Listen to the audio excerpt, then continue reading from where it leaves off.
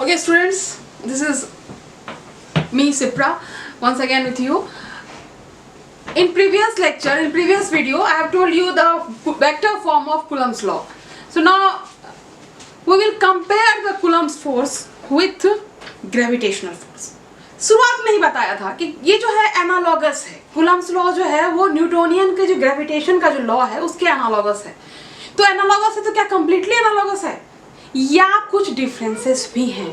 तो हम दोनों चीज की डिस्कशन करेंगे, कंपैरिजन की भी कंपैरिजन करेंगे, इसका मतलब हम सिमिलैरिटी की भी बातें करेंगे और डिफरेंसेस की भी बातें करेंगे, डिसिमिलैरिटी की भी बातें करेंगे. तो मैं आपको बता देती हूँ कि सिमिलैरिटी इसमें और डिसिमिलैरिटी जो है, तो सिमिलैरिटी तो आप लोग सब जान रहे हो, क्या जान रहे हो, तो ये दोनों ही जो है वो इनवर्स स्क्वायर लॉ को फॉलो करता है. First similarity. दूसरा, दोनों ही क्या है वो सेंट्रल फोर्सेस हैं.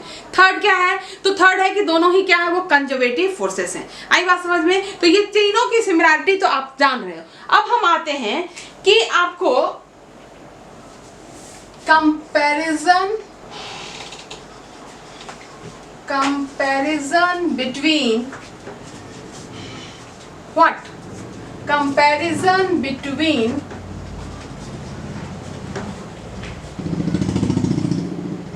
gravitational force and electrostatic force.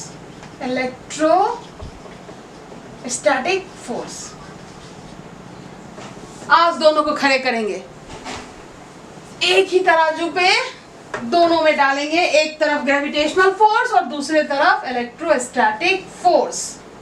तो चलो पहले क्या बात करें हम लोग? सिमिलैरिटी की बात करते हैं. सिमिलैरिटी पे आ जाओ. किस पे आ जाओ? तो सिमिलैरिटी पर. सिमिलैरिटी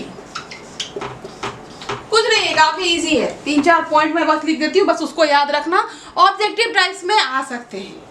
ऑब्जेक्टिव क्वेश्चंस आ गए हैं आप लोगों को 20 मार्क्स के, जिसमें की पॉसिबिलिटी आपकी काफी बढ़ गई है और साथ ही साथ क्वेश्चंस की भी पॉसिबिलिटीज बढ़ गई हैं.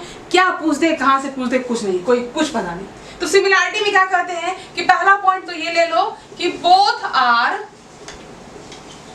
Central force.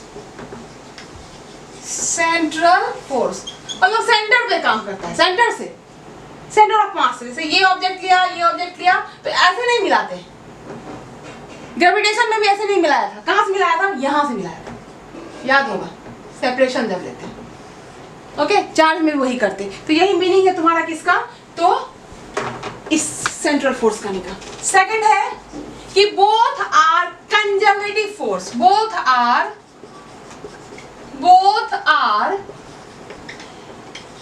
Conservative force. क्या है? तो कंजर्वेटिव फोर्स है. अब कंजर्वेटिव फोर्स क्या होता है मालूम है ना? कंजर्वेटिव फोर्स होता है कि जिसमें कि जो वर्क डन होता है फोर्स के द्वारा, W is equal to what? W is equal to F into S. F into S. S means what? The displacement along the direction of force. ये तो मालूम है सबको. W is equal to क्या होता है भाई? ये होता है F dot S. तो यहाँ पे जो वर्क डन होगा वो पाथ पे डिपेंड नहीं करेगा. उसका जो इनिशियल और फाइनल पॉइंट है बस उस पे डिपेंड करता है. किस रास्ते से घूम के गए हो, पहाड़ चढ़ के गए हो या रोड होके गए, कोई फर्क नहीं पड़ता. वर्क डन जो होगा वो क्या होगा? कांस्टेंट होगा, इंडिपेंडेंट ऑफ पाथ होगा. That is the meaning of your conservative force. तो ये दोनों ही फोर्स जो है वो क्या है? कंजर्वेटिव फोर्स हैं. 11th का ही टॉपिक है जो ग्रेविटेशन में हमने प्रूव भी किया था कि जो आपका ग्रेविटेशनल फोर्स है, ये कंजर्वेटिव फोर्स mgh आ रहा था, वर्क डन आपने निकाला होगा. So next third is both are conservative, both are central force. और थर्ड क्या कहता है? थर्ड कहता है कि both obeys the inverse square law. ये तो सबको पता है, F is proportional to 1/r², चाहे वो Fg हो या Fe हो. क्या कहेंगे? Both obeys inverse square law. Both obeys inverse square law. क्या मतलब हुआ जी? मतलब ये हुआ, यही तो है. यहाँ अगर Fg दे देंगे तो हो जाएगा ग्रेविटेशनल फोर्स, और अगर यहाँ Fe दे देंगे तो ये हो जाएगा मेरा इलेक्ट्रोस्टैटिक फोर्स. तो दोनों ही इनवर्स स्क्वायर लॉ को फॉलो करते हैं. नेक्स्ट इज फोर्थ वन क्या है? तो फोर्थ वन ये है कि both the law is well applicable in all mediums. Vacuum में भी काम करता है, चाहे ये हो या आपका इलेक्ट्रोस्टैटिक फोर्स हो या आपका ग्रेविटेशनल फोर्स हो। It is well applicable in all type of medium. Applicable both are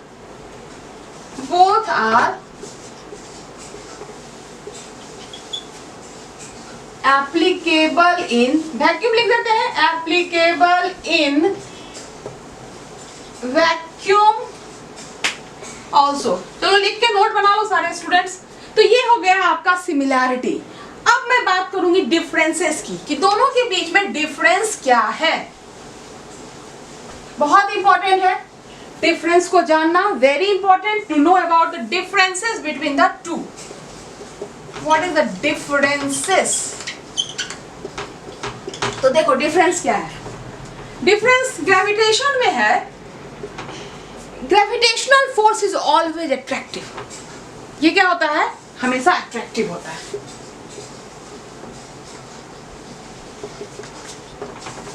attractive, clear this thing? और ये आपका electrostatic force attractive plus repulsive, दोनों ही नेचर के होते हैं। ये इलेक्ट्रोस्टैटिक फोर्स क्या होता है? अट्रैक्टिव भी होता है as well as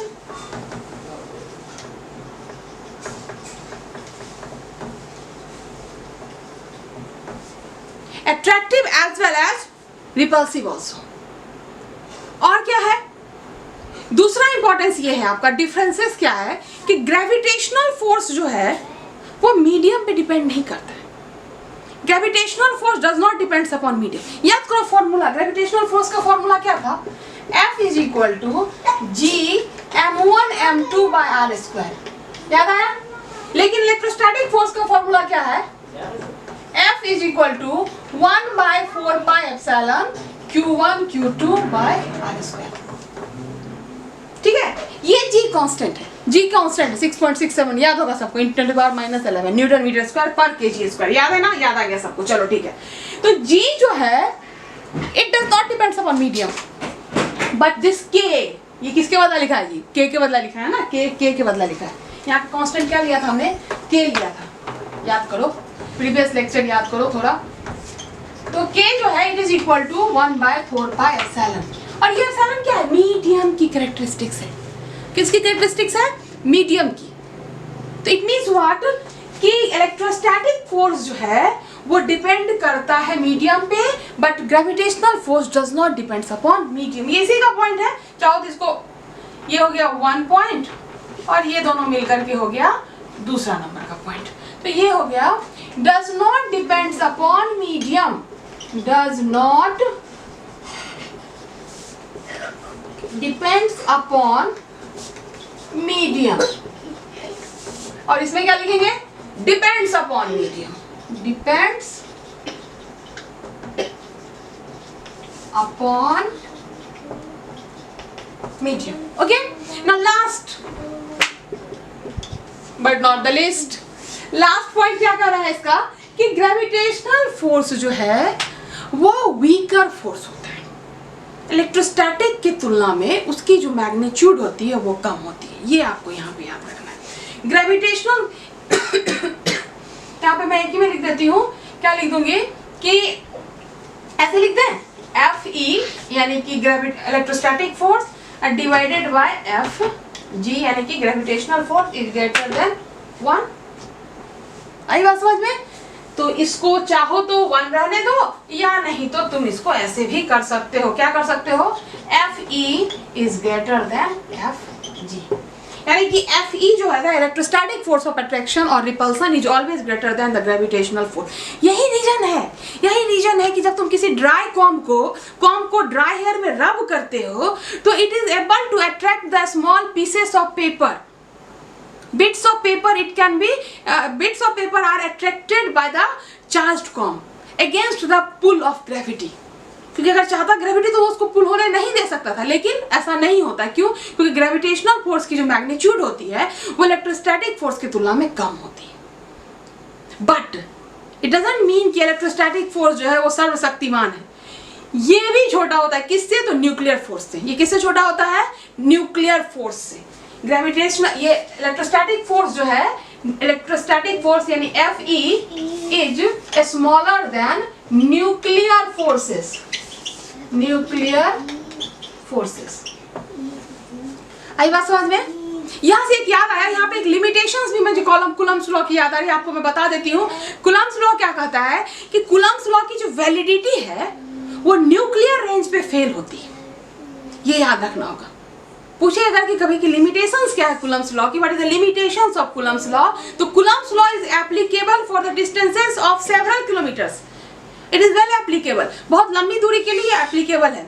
कहाँ से एप्लीकेबल है? 10 to the power -15 मीटर से।